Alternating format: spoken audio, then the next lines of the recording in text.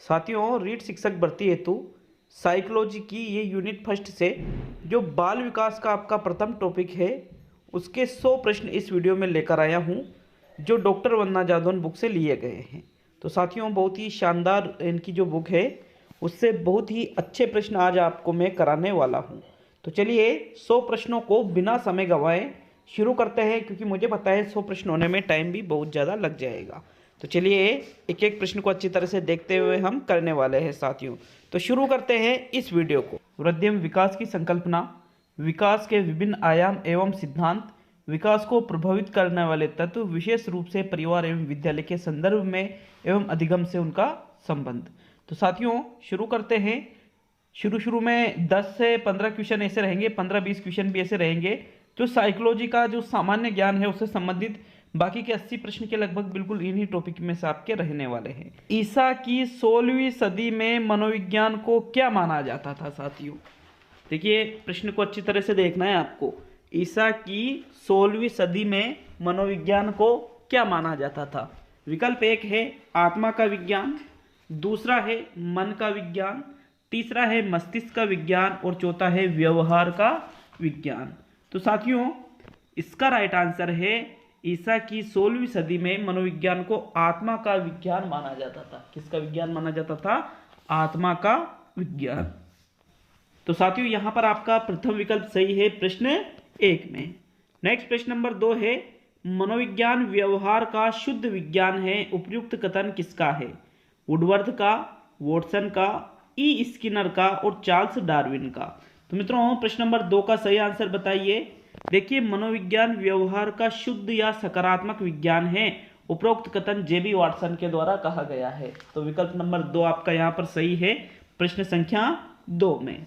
Next प्रश्न number 3 देखेंगे साथियों। जीवन की संघर्षपूर्ण परिस्थितियों के प्रति मानव तथा पशु की संपूर्ण प्रतिक्रिया ही व्यवहार है, उपयुक्त कथन किसका है? ई स्किनर, सी वुडवर्थ, जेम्स ड्रेवर, ई वाटसन। तो मित्रों प्रश्न संख्या 3 का राइट आंसर बताइए। तीसरे क्वेश्चन में कौन सा राइट आंसर रहेगा कथन आपको बताना है साथियों। तो उपरोक्त जो कथन है ये जेम्स ड्रेवर के द्वारा कहा गया। अगला है मनोविज्ञान शिक्षा का आधारभूत विज्ञान है, यह कथन है। तो स्किनर का है, राय वुडवर्थ का है, या फिर जे.एस. मैकेंजी का है, या डेकार्ते का है? तो साथियों प्रश्न संख्या 4 का राइट आंसर बताइए।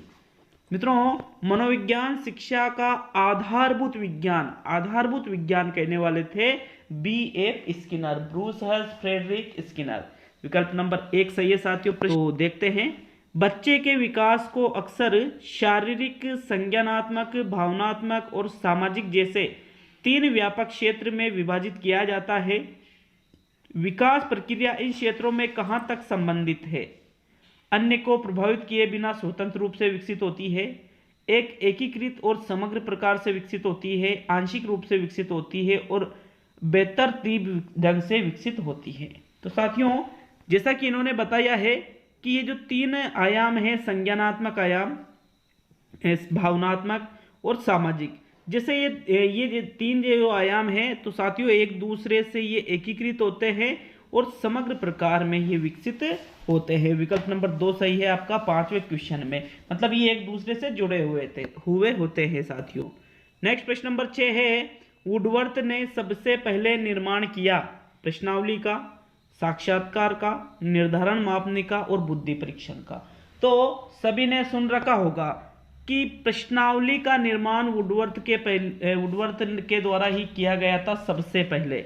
विकल्प नंबर 1 सही है साथियों प्रश्न संख्या 6। प्रश्नावली के भी 4 प्रकार इन्होंने बताए साथियों, जैसे बंद प्रश्नावली, खुली प्रश्नावली, चित्रित प्रश्नावली और मिश्रित प्रश्नावली। तो इस प्रकार से ये प्रश्नावली में होता है। मनोचिकित्सा किनके लिए प्रयुक्त होती है?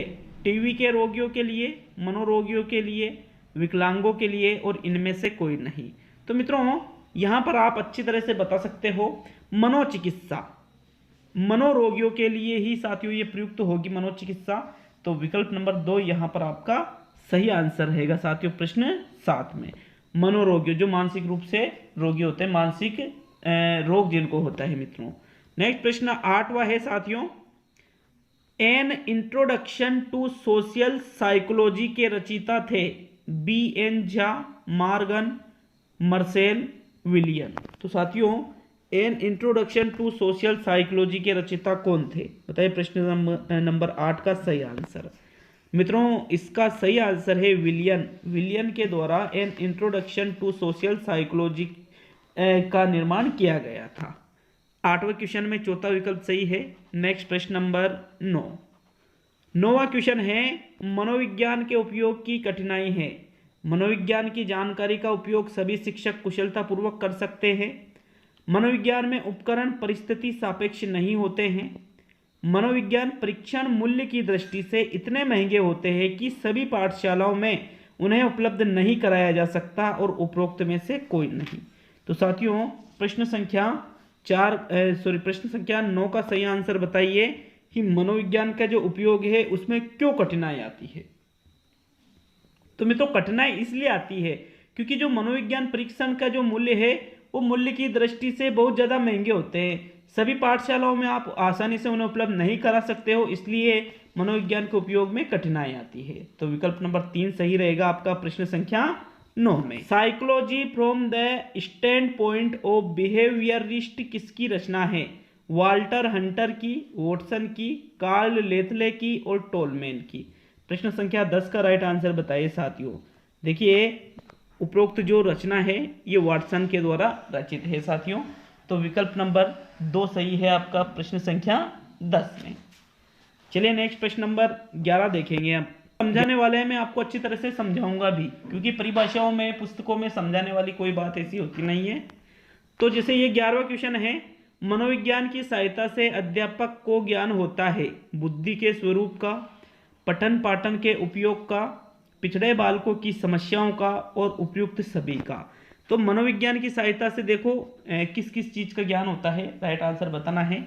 तो बुद्धि के स्वरूप का भी मनोविज्ञान से ज्ञान होगा, पठन पाठन का उपयोग इसका भी ज्ञान होगा, कि पिछड़े बालकों की कौन कौन सी समस्याएं हैं इसका भी ज्ञान होगा।